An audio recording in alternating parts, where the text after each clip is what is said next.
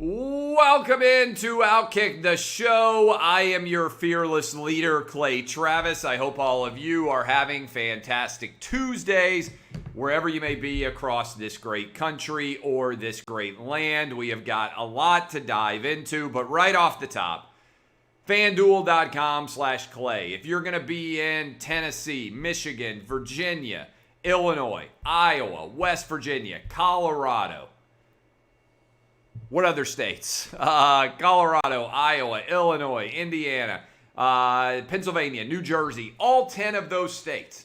You need to go ahead and sign up right now, FanDuel.com/Clay. That's FanDuel.com/Clay, and you can get up to $1,000 free roll. Even if you lose, they'll refund the difference. Why wouldn't you do it? FanDuel.com/Clay. All right, we had an epic last night between the Ravens and the Browns. And I know Browns fans, and particularly Browns bettors like yours truly, woke up today feeling a little bit let down. But I think you look at the remaining schedules here.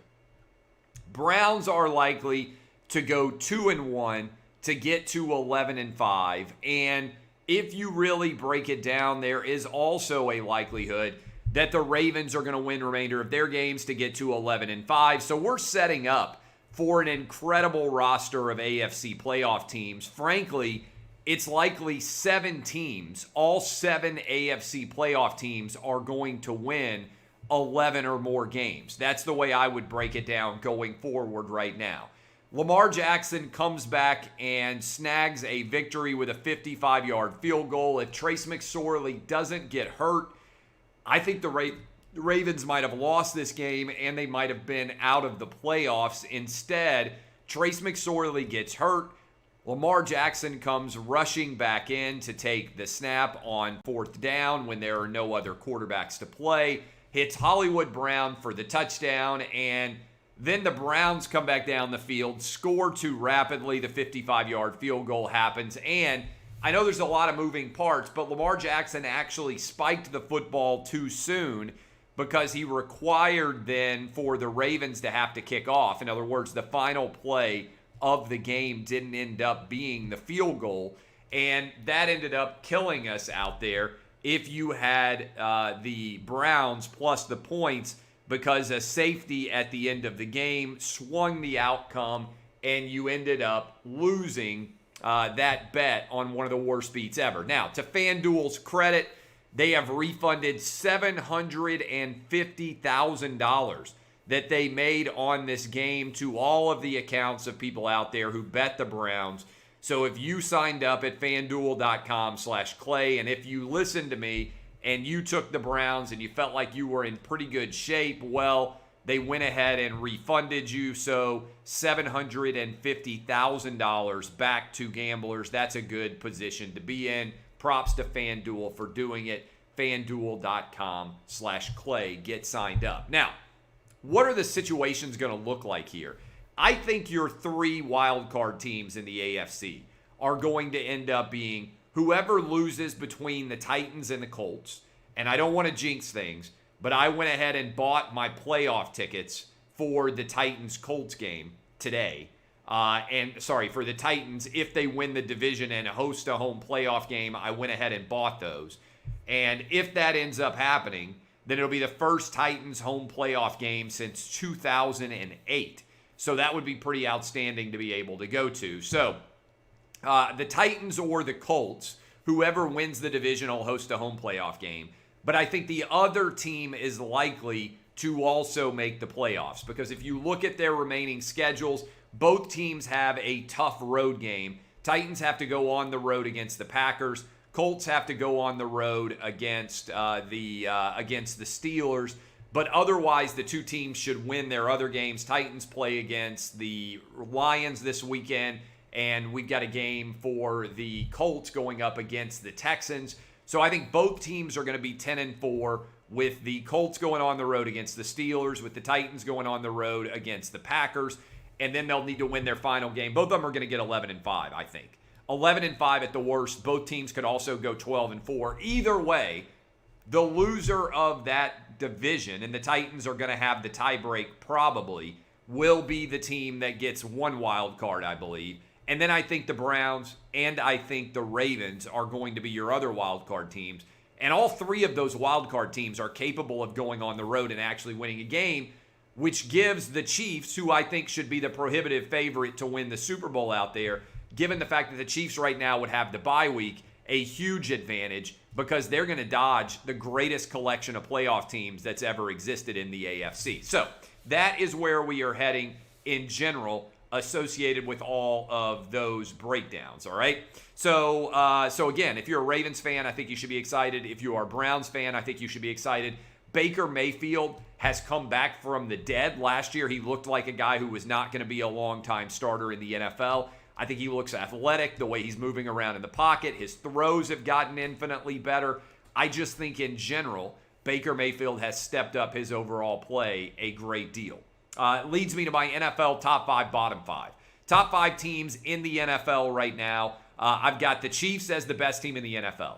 They are the most likely team to go to the Super Bowl from the AFC. They are the most likely team, I believe, in the NFL to win. I think they are better than they were last year. Killing time in some ways is, I think, what the Chiefs are doing, playing to their level of competition, not particularly challenged. I've got the Chiefs at 1. I've still got the Saints at 2 because I like their defense a great deal.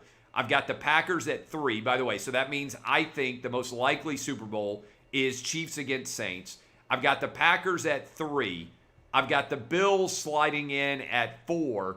And then I've got the Rams at 5. I've dropped the Steelers outside of my top 5 playoff teams. Chiefs, Saints, Packers, Bills, Rams. That's the OutKick top 5. Bottom 5. Carolina Panthers, Dallas Cowboys, Cincinnati Bengals, and then the battle for Trevor Lawrence, the Jacksonville Jaguars going up against the New York Jets. Those are the bottom 5 teams remaining, in my opinion, in the NFL. Carolina, the Cowboys, the Bengals, the Jags, and the Jets. That is the OutKick bottom 5. That is the list of sadness. Michigan has canceled their game against Iowa, meaning the Michigan Wolverine season is officially over.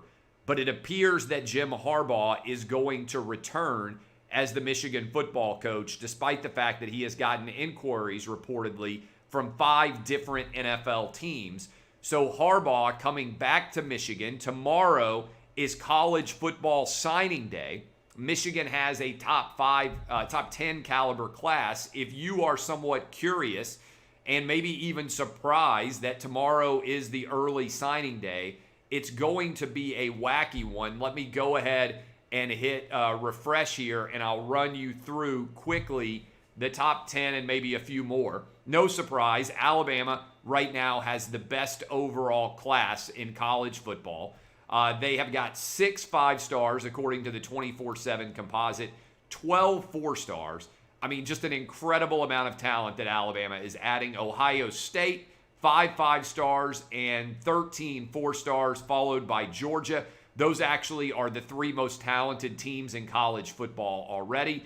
So the rich are getting richer. LSU at the number 4 overall class, followed by Clemson, Oregon, Florida, Notre Dame, Michigan, and Oklahoma. That is your top 10 right now going into the early signing day tomorrow. University of Miami is 11. North Carolina is 12. Texas A&M is 13. USC is 14. Tennessee is 15. Wisconsin 16. Texas 17. Ole Miss up to 18. And you've got Penn State and Arkansas rounding out the top 20 if you want more. Iowa at 21, Nebraska at 22, Cal at 23, Pitt at 24, and Maryland right now at the 25th best team in college football. Now, you will notice that one of the teams that is way down the list, and that really is a surprise where they are, Auburn is all the way down at 43, okay? So the drama surrounding, let me go back to Michigan for a second, then I'll get to Auburn. Michigan, they cancel their final 3 games. The message coming out from Jim Harbaugh doesn't add up with the message that comes out from the overall athletic department. He said they opened up their weight room on Thursday, Friday, had a spirited practice on Sunday, and now the regular season is canceled. Who knows whether they'll try to play in a bowl game, but we're talking about potential difficulties for sure associated with the bowl games. So I don't know what exactly is going on with Michigan. I think in retrospect, one of the things that would have helped in college football is if they had had the same data release that's going on with the NFL, where you can look at the numbers. Certainly the contact tracing in the Big Ten was a mess.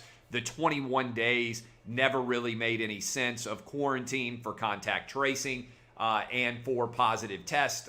All of it's just a mess. The Big Ten made a mess, not as big of a mess as the Pac-12, but a substantial mess at play here. And as a result, Michigan has their most disappointing football season in a very, very long time. So that is where we are with Michigan. Now, bit of news. I've been talking to people, and they think there's a decent chance that one of the college football playoff games, the Rose Bowl, is going to be moved to Dallas and potentially played in Jerry World. Now, that is interesting in and of itself because it would mean fans would be able to travel and watch that game.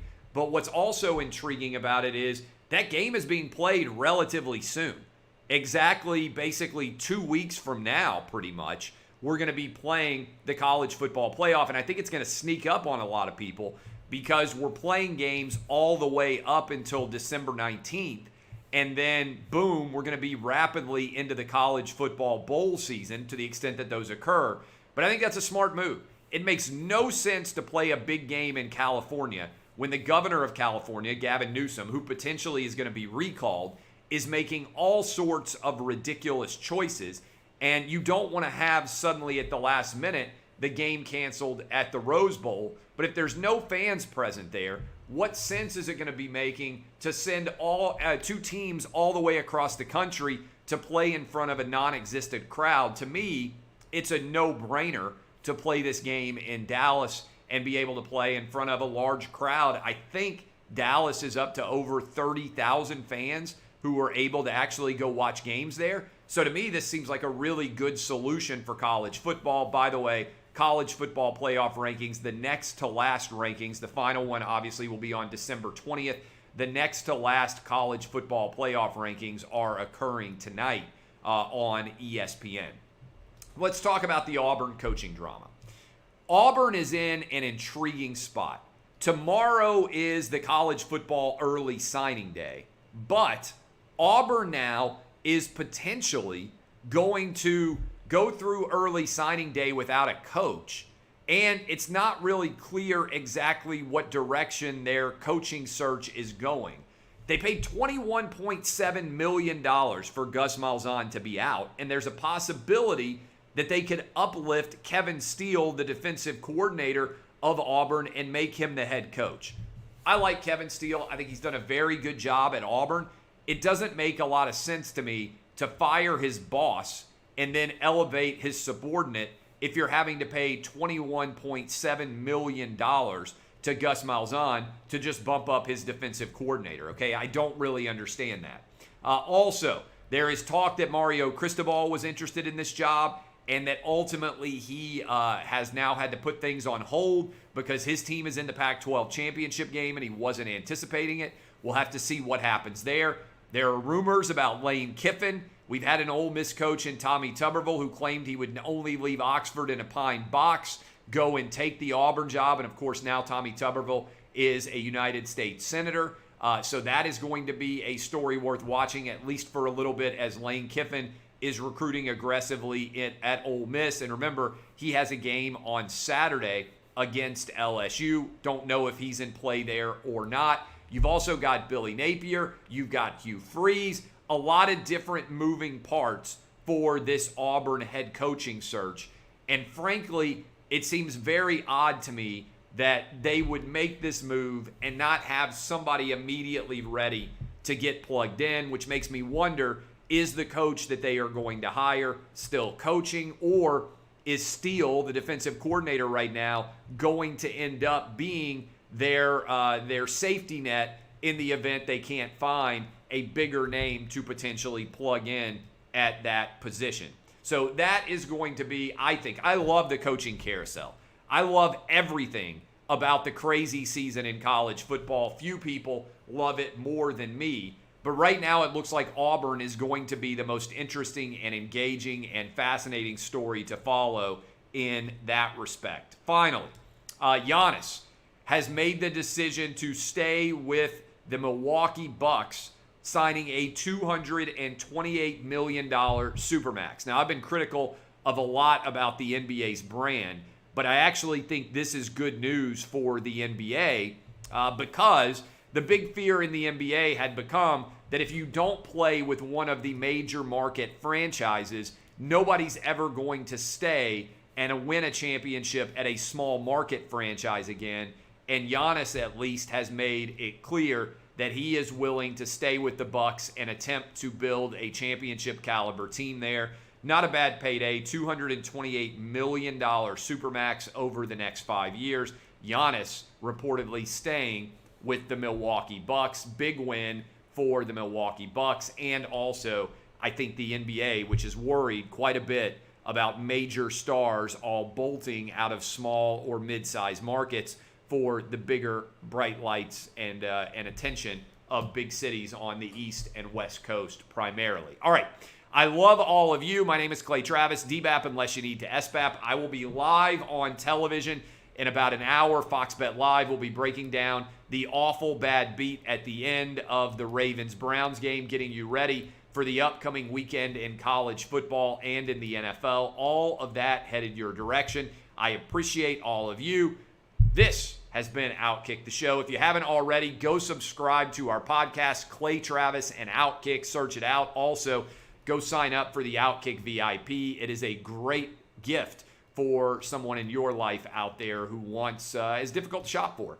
Go to OutKick.com, sign up for the VIP today. I am Clay Travis, and this has been OutKick the Show.